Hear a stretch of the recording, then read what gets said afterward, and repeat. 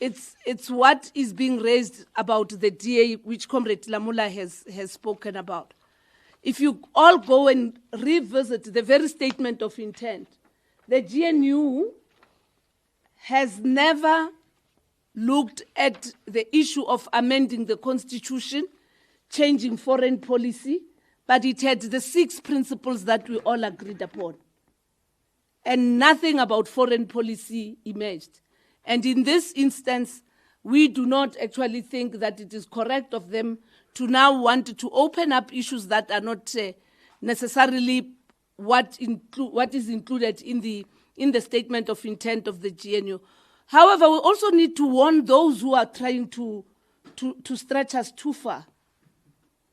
If there's a need to reopen and reflect on the Constitution, we will have to reflect on the Constitution in its entirety.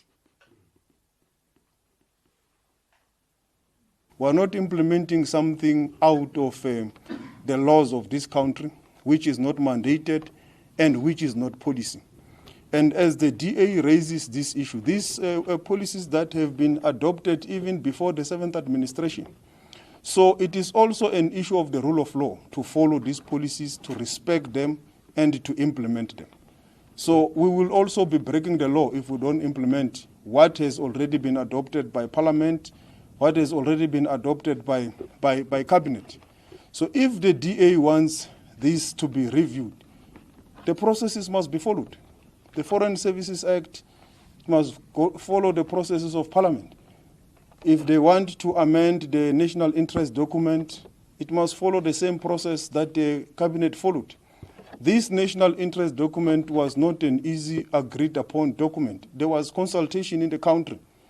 It followed all processes until it was adopted by Cabinet.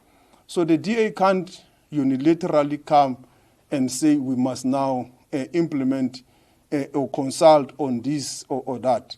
This is already adopted. If there is anything new they want to introduce and so forth, must follow the normal course of government processes. But now government has got policies, we've got a constitution, we've got laws, they must be implemented.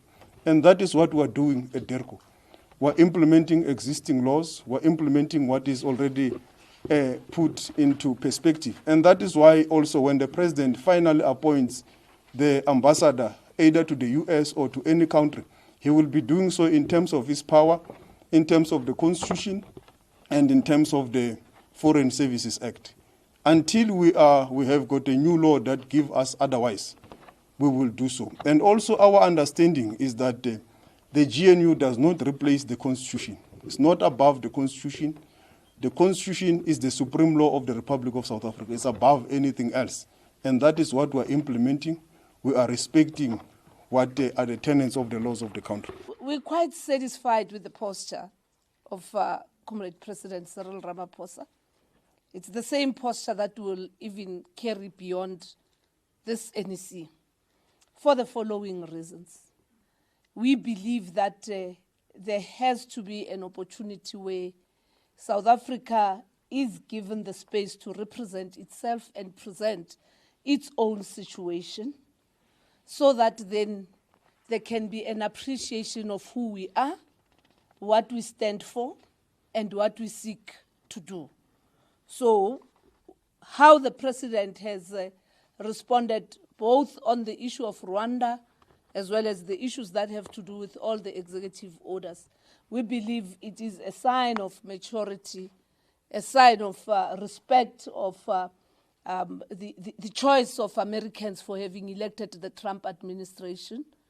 And we also appreciate the fact that we are a nation that is still building itself towards being united, non-racial and non-sexist. And therefore, there has to be also someone who must play a role that unifies the people of South Africa and gives hope, as compared to us waking every morning with a tweet or something that is coming out as a decision. We are quite happy with that. The trade-offs, there can't be trade-offs when we want to deal with the system of apartheid that has deprived the majority of South Africans when it comes to issues around deracializing our spatial development patterns. You can't trade off that.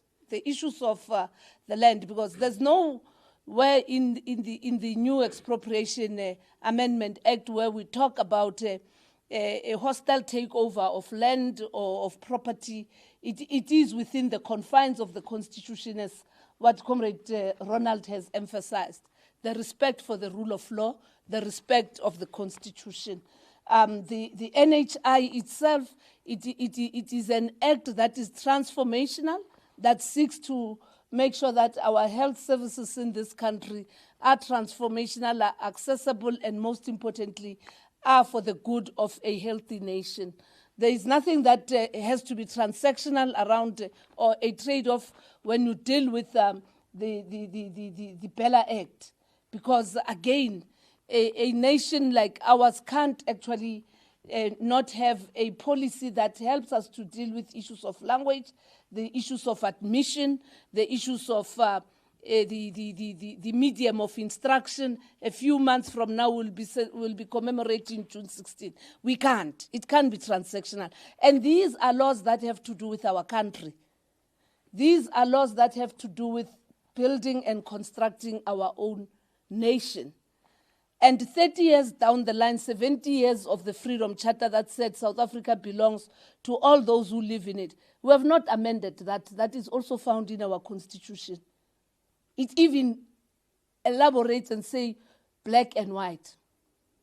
And hence, even in this situation, there can't be anything that is found to be on the wrong of what Parliament has actually processed. The people of South Africa have made inputs through parliamentary processes and consultations around these 4 pieces of legislation that the DA itself participated in, that all other formations, including AfriForum and everyone, had participated in.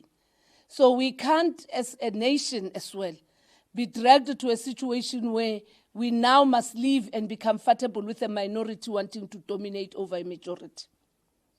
Because they themselves are a minority within a minority.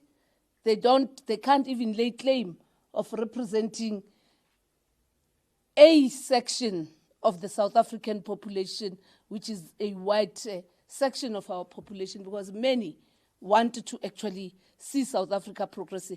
We have made a commitment as the ANC that we will also engage them, Solidarity and AfriForum. We would want to engage them because we have set with our own enemies over time to negotiate what we have here today. And it takes a movement like the ANC to show the world that for any conflict, finally we all have to come together and sit and iron out our differences. So we will, as part of the outcomes of this NEC, work towards engaging with them.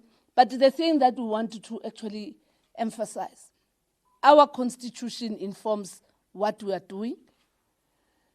Our laws dictate how we must build this nation.